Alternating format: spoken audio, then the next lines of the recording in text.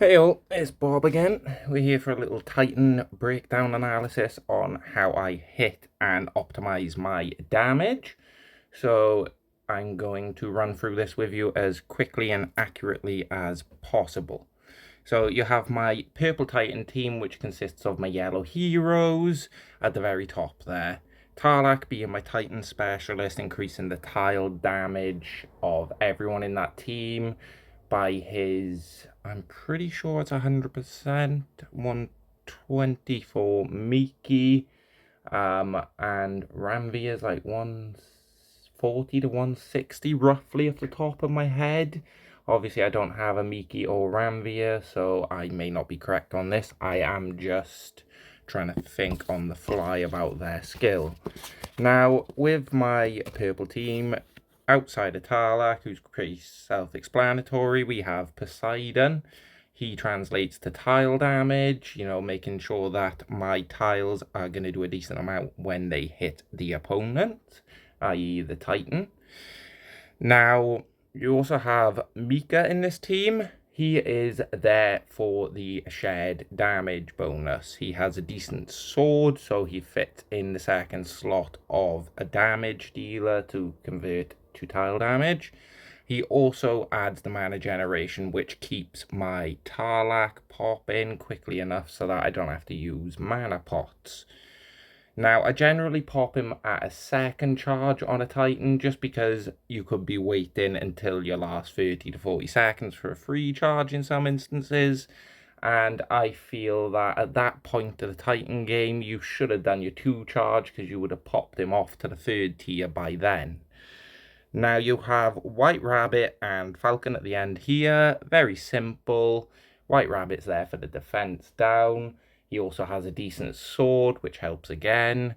And you have Falcon there, who I have limit broke. He is sitting at over a 900 sword, and he gives the elemental side of the defense down. Now, if you look at the team here, I'll give you a quick overview. Tarlac with his 20 grids, 908 sword, 100% normal attack buff, stacks up to a maximum of 160. So with a Titan banner, you can, get that 150 out there. But to get that extra 10%, you would need some sort of attack boost, but that generally goes outside of my plan when it comes to Titans. I'd rather use banners than a hero to boost attack, and for 10%, I'd be losing out on a good synergy within the team. Now, as you can see, with Poseidon being limit broke, he's sitting at a very healthy 878 sword, and he is rather tanky at this point, which helps keep him alive. But that's not huge when you have Mika second tier charge for that plus 40% defense and 26 mana generation. All adds up nicely. And, well, oh geez, pressing all the buttons here. If we look at this, 767 sword, not crazy, but the shield is very nice. Again, White Rabbit, normal defense down. He has a pretty strong attack there, and he is pretty tanky. And Jackal surprised me with the amount of sword he gained after his limit break. He's a very solid hero even before it. I decided to limit break some of these 4 stars in my teams just for the thing of I love to push Titans and they're heroes I always use. So that's my yellow team. As you can see in the breakdown, it's quite simple. I generally go for 2 attackers and 2 defense down. But as you can see, in my yellow Titan team, I do not have an elemental defense down hero. So I use Amiona. Now, a lot of people dislike Amiona. I've praised her for the longest time. Yes, when she gets hit, it is rather annoying because she dies quite easily. But when she's in a ghost form, I feel like the Titan's more inclined to attack her specifically, which obviously then leads to it doing 0 damage. Now, the reason I choose Amiona outside of the 0 damage is she gives herself an 80% attack buff when her skill pops. Now, she's sitting on 869 sword, if I can remember rightly off the top of my head. And you add a nice 80% attack buff, including your troops, and I can't be bothered to do the maths off the top of my head. But to me, you know, you're looking over 1,000 sword, and that's gonna be huge for you. So I use her in that sense. Cheshire Cat is my defense down hero for this team. Bear in mind that Cheshire Cat only gives defense down to yellow heroes, but his defense down is higher than Kunchen's. Now, this is a normal defense down. I had Kunchen a long time before Cheshire Cat, and once I finally got Cheshire and realised that his defense down was higher, I swapped it over.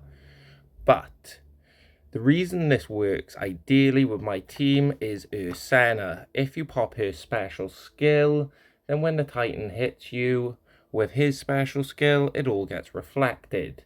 Therefore, my 2 4-stars in my team are protected a lot more than in a general attack team. Ursana's there in the attack slot, so the reflection is literally just an added bonus. And C-sharp once again, just there for the sword. So after that brief intermission, sorry about that, I got pulled away. This is the purple team I use stats-wise. So as I was saying, Ursana fills the slot with her heavy sword. Again, shield and health are always an added bonus, and her shield being over 800 helps a lot. C-sharp, straight up just the damage. Again, a healthy hero, especially with those minions. She's not easy to kill. As you can see, I was saying about all holy enemies get the 44% down. And his tick with the poison damage is kind of useful. Now, I didn't mention, but Ursana also reflects status ailments, so she will not allow your team to get poisoned while her skill is active. And I did a little maths, 82%, then I did not do it right, bear with me.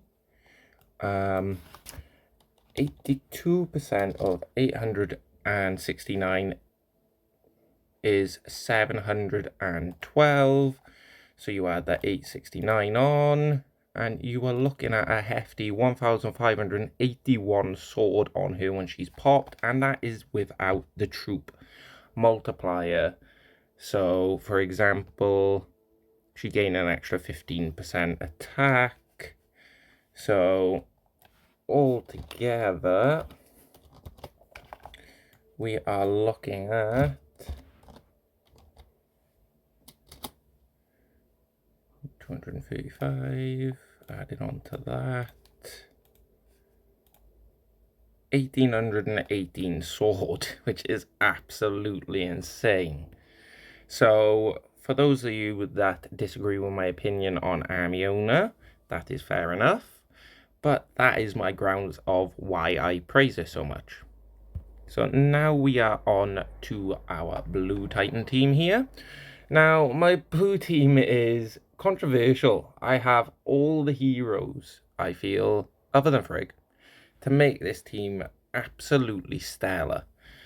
So you have the tile damage up with Tarlak. You have defense down with Batilla. Now, bear in mind, you have to take a special skill from the Titan for this to count, because her skill reflects any defense down or status ailment, i.e. attack down or miss or anything like that, back at the opponent, in this case the Titan. You have Margaret here in the attack slot with a 920 sword, if I can recall correctly, which is hefty as anything. Alma is the elemental defense down. Obviously, we said Batilla's the normal. And then you have Gregorion, who is quite an interesting hero who boosts the likelihood of you critting your opponent. So, as you can see here, lovely sword, 30% crit chance increase for 3 turns, which is very nice. That's going to add to those tiles. As you can see, little cleansable status ailments, attack or defense, and distributes them to enemies randomly. With it being the Titan, he's the only one that can get it. 950 sword is what we're looking at on Margaret, so I was a little wrong there. The sword is the main reason for using her, but the dodge is clutch. If the Titan's going to pop at you with his skill, you know, Batilla, Margaret, and Alma, all three of them have the chance to dodge, and I put them on these corner just because that is the defense and elemental defense down. Now, Alma is pretty good. He hasn't got the same kind of sword the others do. You know, he reduces the max health, but that's really not going to do much against a Titan. It's more about his defense down against nature. Now, if you were considering limit breaking Alma, I will advise you on this hero particular that Evelyn is such a huge upgrade that it may be worth, you know, holding off. He's going to be good for Titans, but he's not going to be an exceptional one to limit break there. With this team, bear banners are crucial. You know, as soon as the tiles start rolling, that's where it's at. This team is very orientated on the board. So if I have a bad board, it's not going to go anywhere. But one day when I do get that board that I've been waiting for with this team for so long, it's going to pop off. You know, with all those special skills adding up, it helps a lot. So we're on to the green team here. Again, 2 heroes in the slot for the attack damage, 2 heroes in the slot for the defense down damage. There's no specialist hero in this team as particular. You could consider Boulder that with his hit every turn, but it's more of a downside than an upside on a Titan. So Boulder has the highest attack stat. Second is Aslar. Now I do have other 19 gridded heroes, but again, it's all about the attack stat, and Aslar wins. Everyone knows Wilbur. Defense up and defense down for them, and the shared damage. Obviously, that's clutch. So, after Wilbur, we have Falcon here. Now, I have limit broke this one. He's not so much orientated towards being a heavy hitter. He's designed to last. So he's there. So you've always got that elemental defense downside of things. You know, with the limit break, it makes him last that much longer. And he was a hero that stuck around when he wasn't limit broke. So, as you can imagine, an extra health for your main defensive down is going to help a lot. Now, I'm not sure if everyone else feels the same way as I do about this, but I feel like an elemental defense down is more important than a normal defense down. If I have one pop and do tile damage, you know, the elemental defense down is going to do more tile damage than the normal defense down would. So we're over to the red team here. So, as I was saying about Boulder being considered a specialist, you can see his sword is huge. That's the main reason he's in this team. I chase sword and health with him because it works with his special skill, obviously with his health being doubled as a maximum. That can make him very long lasting, but that's more so for raids and war than the Titan. The hit after every turn does slow you down for about 3 to 5 seconds, but I feel like the amount of sword he's giving you counteracts the fact that he's taking a couple seconds off your time each time you end your turn. Now, Aslar, straight up, big sword, big skill, bit of burn, can't go wrong. You know, that burn over time is going to help. That's going to take more to 1 to 2 seconds off when it's proccing the enemy rather than having to wait for the special skill animation with Boulder. And second to last here, we have Falcon. As you can see, I mentioned about the sword. He's really not there to do your damage, but he's there to make sure everyone else does. That defense down is going to be clutch, and Wilbur, obviously the defense up and defense down is also going to come into huge plays for you there. So we're on to my last team here, probably one of my favourite teams. No, it is my favourite team to be fair, and as you can see at the very start there, Isania does not have any grids. Now she has in the past a couple of times, but I shuffled her about that much. It dawned on me that even with the costume, she's just a hero I intend to use on Titans. I may fully grid her one day, ready for the rush wars, etc. But for the time being, I have more pressing matters in wizard department. I am quite stacked on wizards, so I do not think I'll be rushing back to gridding her up anytime soon. Her defense down is huge as it is, and so is her attack stat. Now, you have Frida in this team. Obviously, that's blue elemental defense down and a little debuff, which helps against those rare red tigers. But if you do use her on a red tiger and you can make hunter's caltrops, I would advise you do that instead, just because once she hits the tiger, she might kill herself. And with the caltrops, it debuffs, and obviously it's attacking weapons, so no one gets hurt. Now, Cobalt's here for his sword. Nothing really outside of that. Obviously, a 2 or 3 charge is going to do a fair bit of damage, but the main reason he's there is his sword. Now, you have Jot on the end of this team, which is definitely a specialist hero. He's going to increase your tiles on the board by 64%, if I can recall correctly, which then will stack with the normal and elemental defense down of Isania and Frida, and obviously with Cobalt being in there with his sword, it just really overall boosts how much tile damage I'm going to do with each tile there. And I feel like my blue team is probably my strongest Titan team. Now, outside of heroes wise, you can see that my troops are quite sparsely leveled across all of my different teams. In my opinion, troop depth is key to Titans because each hero is going to do more tile damage, and obviously the higher the troop, the more the multiplier for the attack of that hero. So we have Isania here, 836 sword and the 44% down for 6 turns. It's huge. That 44% down is obviously a lovely amount of defense down. You sometimes get the 50s for the elementals, but when it's normal defense down, because a lot of them are 4 stars, you're looking more to the 30 to 45% range, which is obviously some can keep up, but they can't match the skills to overall stats ratio.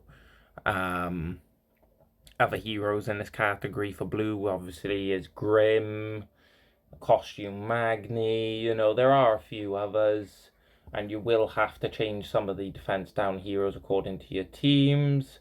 But certain heroes aren't geared towards attack, and some are geared towards defense, so I'd really look into that over Discord before making your decision on your Titan teams.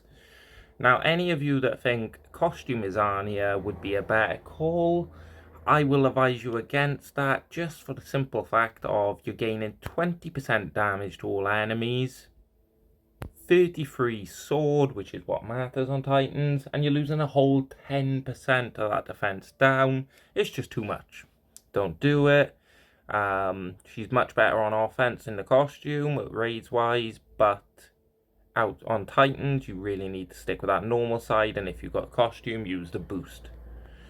So, Frida here, one of my very first 5 stars.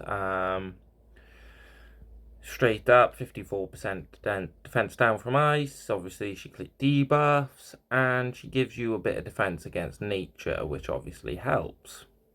Cobalt, as I was saying, 906 sword, filth. The charge, the fact it's got chance to bypass can really come in handy, you know, if you are in a pinch with that rare tiger, as I was saying before, he could bypass it. Now, as you can see, I limit broke Jot. He's one of my favourite heroes. You know, altering all the ice shields by 64% attack up when attacking. as I said, it all comes into play and it all adds up, you know. There's swords across the whole team, 880, 906, 829, 836, and then obviously the 908. A few heroes here can be higher by grids, but as I said, you know, Isani is not going to get them anytime soon, and it's really hard for me to commit to a 20th grid when I have so many different heroes and depth that I feel like I need to walk through, leveling and deciding who's best for me at the time being. So that's pretty much my breakdown for the Titan teams. I will briefly go over again. Slot 1, Specialist, Tile Damage Hero. Tarlak, Miki, Ranveer, Wukong are your guys there. There may be some new heroes from, say, the Wizard Tower or Season 4, etc. that I haven't noted.